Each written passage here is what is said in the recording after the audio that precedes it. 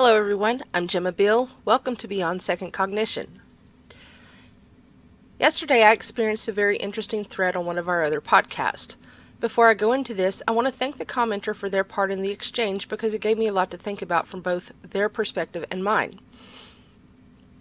The presentation was inspired by the exchange along with my experience of doing and participating in podcasts over the last 3 years.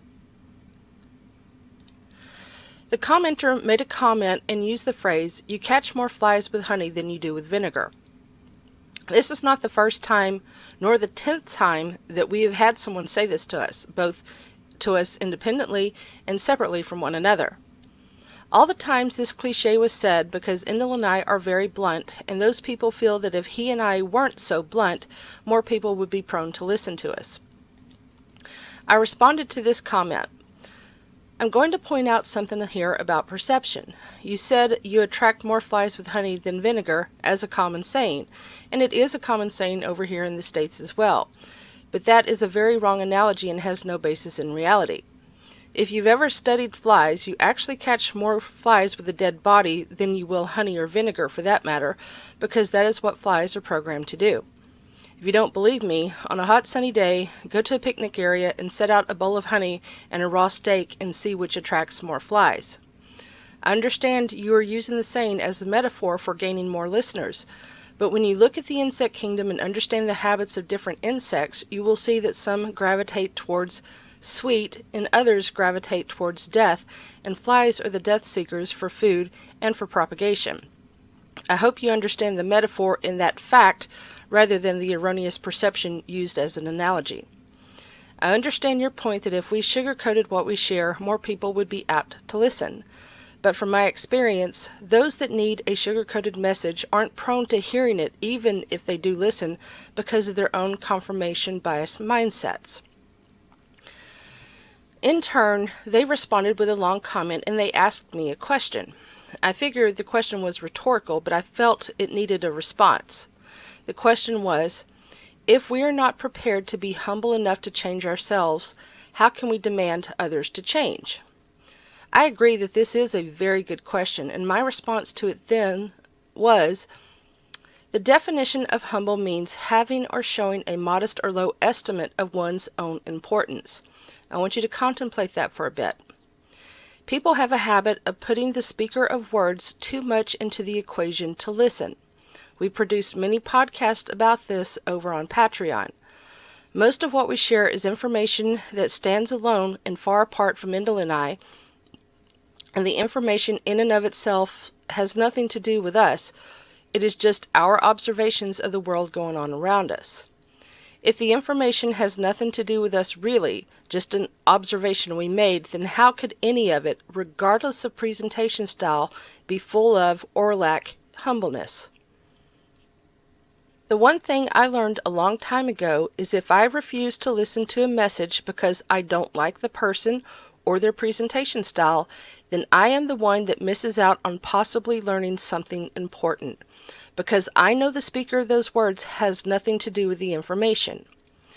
Most people operate from the mindset or habit that they won't listen to something because they don't like a person, or they do listen to someone because they do like them, and a criminal with charisma is far more dangerous than a regular old Joe that speaks their mind bluntly. To be honest, I prefer the blunt approach, as does Endel, because it keeps others from putting us up on a pedestal where neither of us need to be, because this isn't about us, it's about the information. Cult of personality is another big habit that a lot of people do, and we try very hard to prevent that from happening, and the blunt approach works better to accomplish that. Endel and I are about as humble as any person can get in this, but are the other people that get turned off by the presentation style being equally humble? Getting put off by presentation styles makes the speaker or even the person being put off the primary focus, not the information. Even though I responded yesterday morning, I spent most of yesterday contemplating the question that was asked, and I want to share with all of you my perspective about being humble from the standpoint of being a public speaker and being a public viewer. For those of you that have been following our work over the last 3 or 4 years, this will definitely be a rehash for you, but I think we all need to be reminded of some of this information. Before I start, I want to ask each and every one of you a question. You need to ask this and contemplate it within yourself. Why are you watching videos on YouTube? Are you seeking information, or are you seeking people? Because if you are seeking information, then what does the presentation style of the presenter have to do with anything? Endel and I have never demanded that anyone change themselves. We have pointed out that humanity as a whole does need to change, and it is an obvious truth by observing the world around us, and that fact has nothing to do with Endel and I, nor have we ever demanded that anyone do so. That choice is for the individual, and unfortunately, so many do not think they need to change at all. Everything that we share now and have shared since the inception of our work, whether it be the books or the videos or podcasts, have been direct experiences we've had on our paths from observing our own mindsets and behaviors and changing them, and witnessing the same mindsets and behaviors in others, and pointing out what we've learned and how we've freed ourselves from these mindsets and behaviors. We have explained this in much of our work, so I'm not going to rehash every nuanced detail in this podcast. They're all sitting out there just waiting for people to watch and listen. We don't include a rehash in every podcast because, well, have you seen how many podcasts we have? To extend a brief synopsis of everything we've covered in a previous podcast, that would leave each podcast an hour plus all by itself. The truth of the matter is that truth, in and of itself, is subjective and can be viewed through the filters of our own perceptions, and sometimes those filters prevent us from seeing the truth as it really is in reality, rather than how we want to see it, and we have discussed this extensively in our work. The truth, whether it is seen clearly or through filters, stands on its own and has nothing to do with any person, much less the person's tone or presentation style. And I use bunny ears when I say tone. Endel and I have said all throughout our work, from the first book through the last podcast, that he and I are not important to what we share, and we never have been. The only importance there is to us is the importance that others give us, whether it is trying to put us up on a pedestal or whether it is admonishing us for how blunt we are. Either way, the speaker of the words are the ones giving us importance that we do not want and detract from the truth of the information that we share in their own minds. Is that being humble? This is another form of distraction that the human ego does to keep its place in one's own mind. We've also shared this in much of our work. When you see people referring to one being humble, I want you to contemplate what that person looks like and what that person acts like. I'm not going to give you examples here, but I'm sure each and every one of you that takes the time to hear this message will more than likely think of a person and their behaviors. Once again, I'm going to share the definition of humble and throw a few other definitions to words before I continue so everyone has an understanding of the meaning of words. Humble, having or showing a modest or low estimate of one's own importance. Humble, having or showing a modest or low estimate of one's own importance. Humble, having or showing a modest or low estimate of one's own importance. Humble, having or showing a modest or low estimate of one's own importance. Now, I've shared the definition in 4 different speaking styles. Which style do you consider the definition to have more validity or to be more truthful? As a public speaker, number 2 is me being more humble because it is my natural speaking voice. I'm not altering my speaking pattern to appease others because of my opinion, and it is my opinion. To change my natural speaking pattern is me putting too much importance on myself within the information just to appease someone else. In my natural speaking pattern, I'm not a factor in my own mind because I know that I am irrelevant to the information. But do you perceive number 1, number 3, or number 4 to be more humble or less humble because you are putting too much importance on me? Modest means unassuming or moderate in the estimation of one's abilities or achievements. Arrogant, having or revealing an exaggerated sense of one's own importance or abilities. Blunt, uncompromisingly forthright. Forthright, direct and outspoken, straightforward and honest. And the very last one, confidence, a feeling of self-assurance arising from one's appreciation of one's own abilities or qualities. You have to ask yourself, can you be confident while being humble? I feel that you can, but that's just my opinion. Endel and I are very humble when it comes to our work because, as we've said time and time again, none of what we share is about us, period. It's about the information we share and only the information. We've been called arrogant and every other negative name under the sun by drive-by trolls that do not take the time to delve into our work to gain more of an understanding of who we are and what we share publicly. So, is someone spewing an uneducated opinion being humble? No, because they are putting too much importance on their opinion of us when we are relevant to the information that we share. Everyone has their own opinions, their own likes and dislikes, and their proclivities towards other things. There is no way possible for me to speak in any manner that someone isn't going to be sitting over there with a personal opinion of how I talk, so I'm not going to change my speaking style or speaking pattern to appease others. That wouldn't be humble to myself because I would be placing too much importance on myself rather than the information. You can't please everyone, and no matter how I speak, pick an example, number 1 through number 4, someone is going to bitch about it. Someone is not going to like it.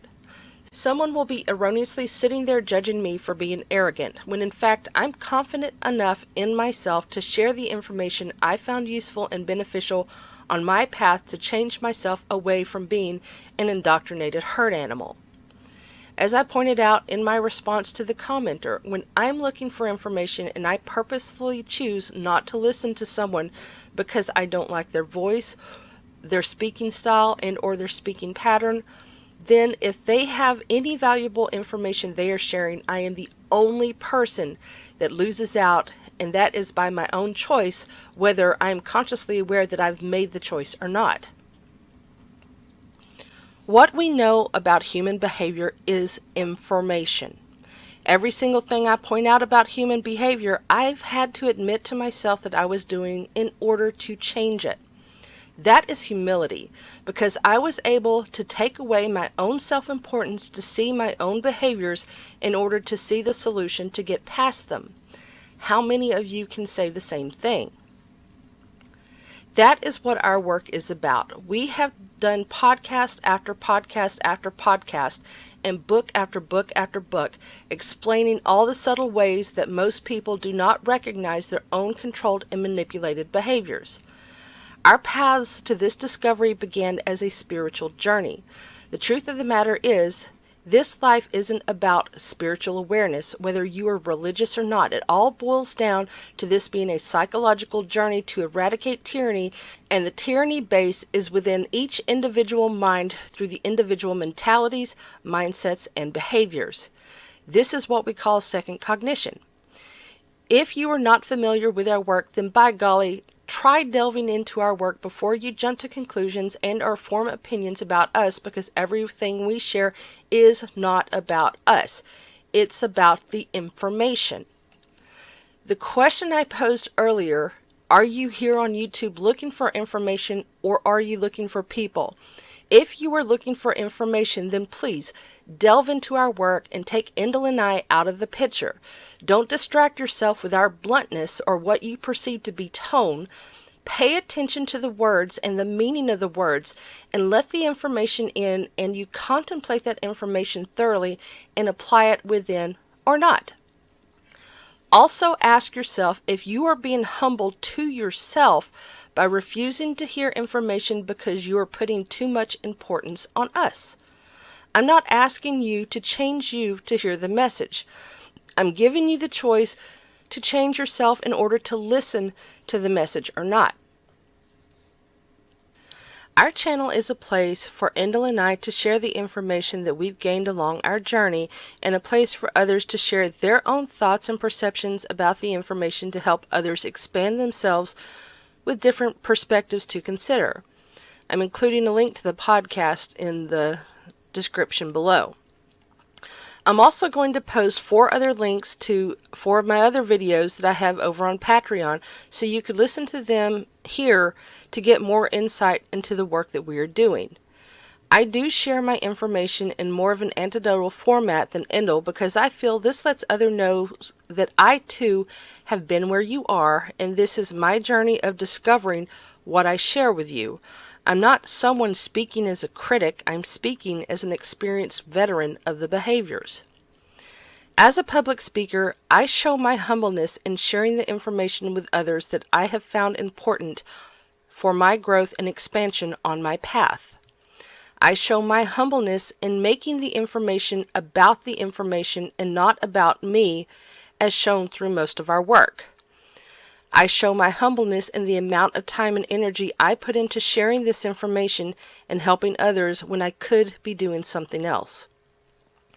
As a public viewer, I know full well from experience how arrogant it is to go to another person's channel and criticize them or their work, especially when I know little to nothing about their work. It isn't very humble when you see a person that has many videos or podcasts and you think you know enough about their work to think you know what they're talking about from watching one video. I've actually done a podcast on this, by the way. I show my humbleness to other people doing what we do by not criticizing them in how they present their information, nor telling them my opinion on how I think they can make their presentations better. I also show my humbleness by not responding to something I disagree with, because their channel is about their information, not me or mine. I also show my humbleness by only responding to their information if I have something beneficial to contribute to the information they share that might help them or their subscribers. I want to thank everyone for listening. I'm Gemma Beall. For those of you doing the work, stay the course and don't give up on yourself.